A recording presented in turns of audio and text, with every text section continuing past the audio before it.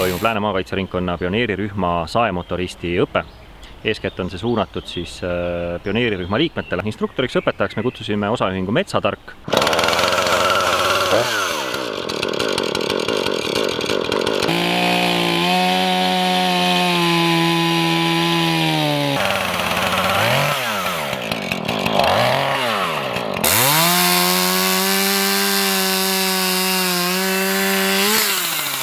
Soovitatakse alati ikkagi panna ka kõrvaklapid juba pähe ja sirm ette, selle käivitamise ajal sirmi vaja ei ole. Panna jalg siia peale, karvas ei mahu siia vahele ja tõmmata niimoodi käima, et siit siis tõmmates.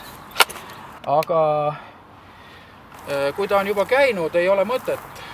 Tänapäeva osadel saagedel on ka see sutsklapp peal, siis me saame teda tõmmata kergemini käima ja see läheb ise kompressioon peale. Aga paneme siis algul õhuklappi lahti, selleks, et käivitamine hetk on parem. Sellesama liigutusega ma panen ka paika kohe õhuklapi ja gaasi peale. Ja nüüd teen paar vajutust siit ette, mul ta muidugi käis enne. Ja siis võtan nagu põlvede vahele.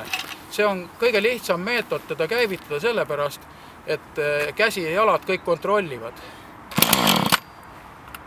Ja nüüd on üks käivitus nagu juba näitab, et ta võiks minna.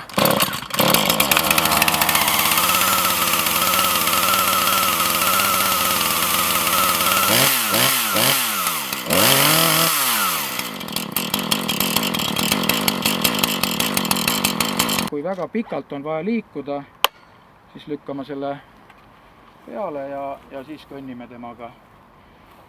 Et siis ei ole ohtu, et saekett läheb käima, sest ketipidur on peal. Ja ongi ketipidur pealt maas ja saab hakata tööd tegema. Et ohutustehnika osas jah, et kui saag on endast eemal, siis on ohtlik sellepärast, et sa ei kontrolli teda. Aga kui niiviisi saad ennast toetada ja parasjagu laia haardega seista, siis on jalad ilusti toetavad ja käed ei ole raske, et sa lühikese ajaga muidu väsid ära. Nüüd metsas me vaatame veel ühte huvitavat asja, kuna seal on nagu mitmed puud, me seal jagame, aga siin on peal üks joon. Mis te arvate, mille mõttes see joon siin peal on? Paljudel saagedel on see sama joon siin peal. Langetusjoon, selle järgi vaatad. See on langetussuuna kaasa aitav joon. Selle joone järgi puu langemissuunda vaadata. Ja mitte kunagi ei laasi niimoodi. See ei sobi. Laasimine käib alati, et ise oled teisel pool puud. Ja sel ajal, kui sa ise oled siin pool puud ja tahad edasi minna, siis saag vastasküljest ei saa sind rünnata. Siis sa võid jalga tõsta ja liigutada. Aga kui oled siin pool, siis samal ajal jalga tõsta ei tohi. Siis pead tegema selle lõike ära, teed selle ära, lähed siia poole ja nüüd lähed edasi. See on sellepärast, et lihtsalt tasakaalu mitte kaotada ja sinu pool olev saag sulle kusagil jalga ei läheks. Aga lihtne iseenesest loogiline. Teine asi, võib põlvega näiteks rahulikult toetada peale, otsida tuge. Ja saage võib ka toetada tüve peale, selle kohaga ei ole midagi halba. Laasimise ajal laasime selle külje niimoodi ära, aga ei lähe siia otsima tagant.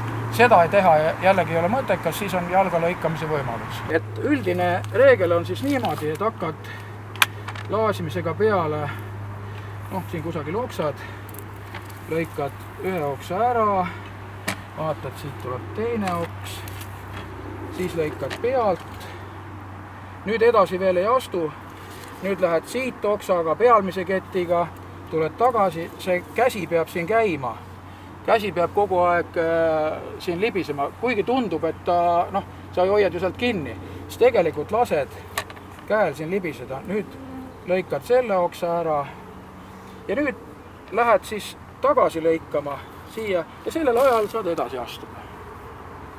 Niisuguse võttega laasimine on hea. tänase saemotoristi koolituse päev algas neil ohutustehnilise instruktaažiga ja seejärel nad tutvusid sae endaga, et millest saak koosneb, kuidas ta töötab ja nii edasi. Seejärel nad tegid sellise praktilise harjutuse palgivirna kõrval, kus nad lõikasid erinevaid detaile palkidest, harjutasid tappide lõikamist.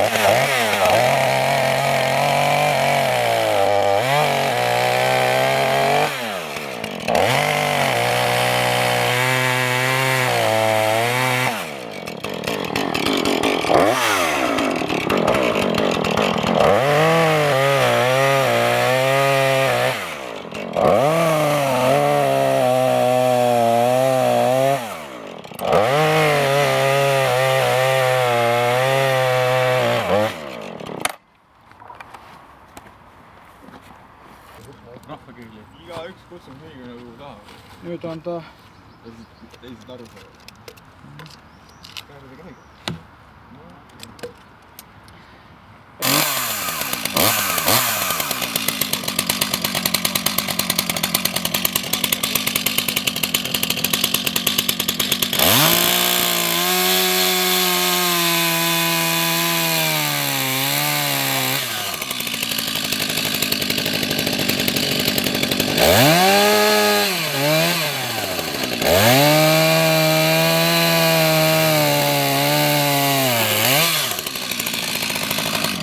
Mootorsaag on üks pioneeri põhilisemaid tööriistu ja sellega me tagame siis erinevate pioneeri ülesannete täitmise, välikindlustamine, liikuvuse tagamine, tõkestamine, et pioneer peab oskama saagi kasutada.